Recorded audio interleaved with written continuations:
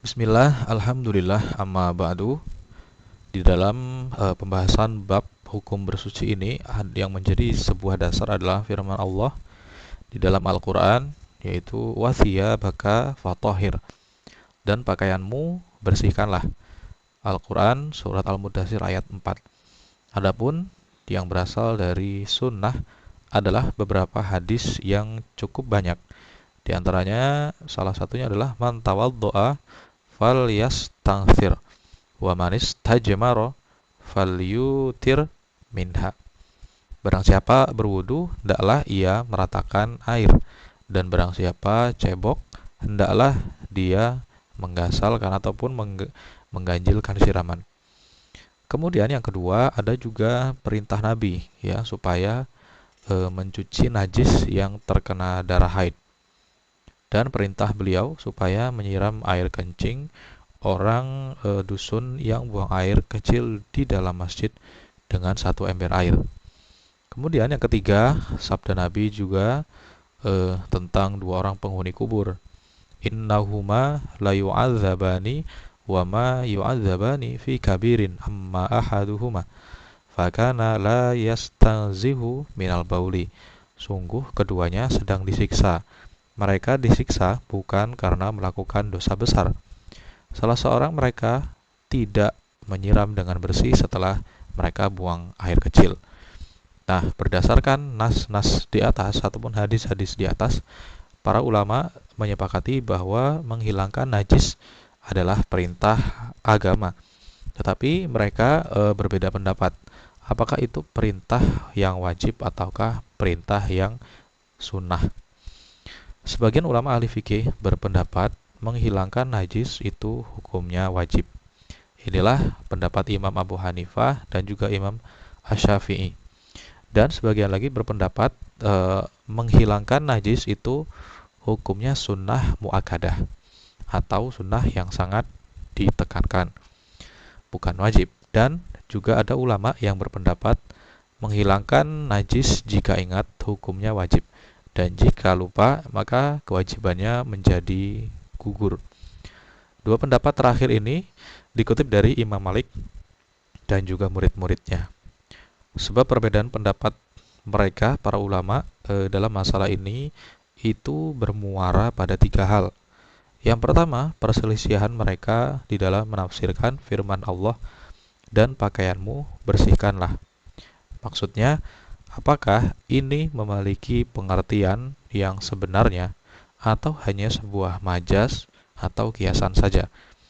Kemudian yang kedua, secara lahiriah, hadis-hadis yang menerangkan tentang masalah ini itu tampak saling bertentangan. Kemudian yang ketiga, mereka berselisih pendapat tentang perintah larangan yang ada berdasarkan alasan yang rasional. Maksudnya, apakah alasan yang dipahami dari perintah dan larangan itu merupakan qarinah atau indikasi yang bisa mengalihkan makna perintah dari yang sebelumnya wajib kepada yang sunnah, dan mengalihkan makna larangan dari haram kepada makruh. Atau hal itu bukan sebagai qarinah. Dengan begitu maka sama saja antara ibadah yang maknanya bisa dicerna akal dan ibadah yang maknanya tidak bisa dicerna akal. Menurut para ulama yang beranggapan bahwa ada perbedaan antara ibadah yang maknanya bisa dicerna akal dan ibadah yang maknanya tidak bisa dicerna akal. Hukum-hukum dalam syariat yang maknanya bisa diterima oleh akal itu sebagian besar terkait dalam bidang akhlak atau bidang yang menyangkut kemaslahatan. Dan bidang-bidang ini sebagian besar hukumnya bersifat anjuran. Sementara menurut para ulama yang mengartikan firman Allah, dan sucikanlah pakaianmu, sebagai pakaian yang bisa diindra. Sesungguhnya bersuci dari najis itu wajib. Dan para ulama yang mengartikan kata pakaian dalam firman Allah tersebut sebagai kata kiasan bagi kesucian hati, mereka menganggap ayat tersebut bukan merupakan hujah dalam masalah ini.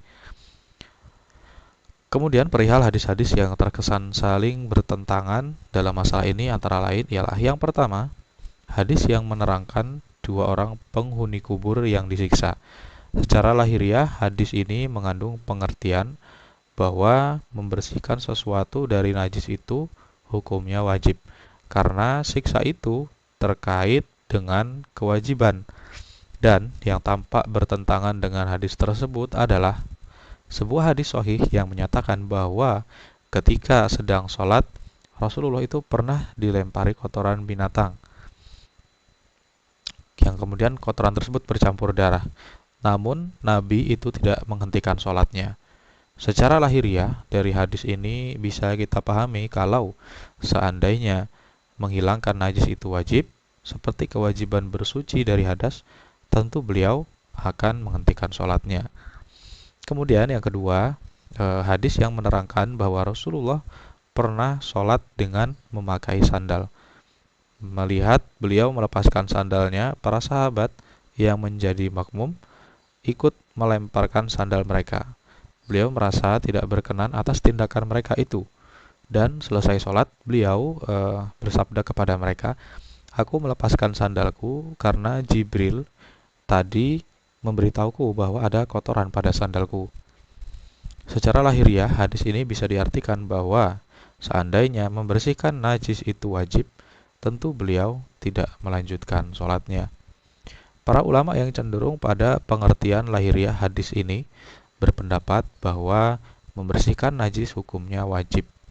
Sebaliknya, para ulama yang cenderung pada dua hadis yang menerangkan bahwa menghilangkan najis hukumnya sunnah muakkadah berpendapat bahwa menghilangkan najis itu hukumnya sunnah. Sementara itu, sebagian ulama yang menggunakan pendekatan al-jam'u, yaitu upaya untuk mengkompromikan, bersuci dari najis itu hukumnya wajib jika ingat dan mampu. Begitu pula sebaliknya, tetapi juga ada sebagian ulama yang berpendapat bersuci dari najis hukumnya wajib secara mutlak, dan hal itu bukan termasuk dari syarat sahnya sholat. Pendapat keempat ini lemah karena najis itu harus dihilangkan justru di dalam sholat. Demikian pula dengan para ulama yang membedakan antara ibadah yang maknanya dapat dicerna akal dan ibadah yang maknanya tidak dapat dicerna akal. Menurut mereka, bersuci dari najis dalam jenis ibadah yang pertama hukumnya wajib, sebagaimana bersuci dari hadas. Sebaliknya, untuk jenis ibadah yang kedua, hukumnya sunnah. Sesungguhnya tujuan bersuci dari najis ialah menjaga kebersihan, dan ini bagian dari akhlak yang baik. Adapun bersuci dari hadas termasuk ibadah yang maknanya tidak dapat dicerna oleh akal, apalagi jika dikaitkan bahwa Rasulullah serta para sahabat pernah melakukan sholat dengan memakai sandal yang lazimnya tidak dilepas dari benda-benda yang najis, dan juga kesepakatan para ulama bahwa untuk beberapa najis yang ringan itu dimaafkan. Wallahu a'lam bishawab.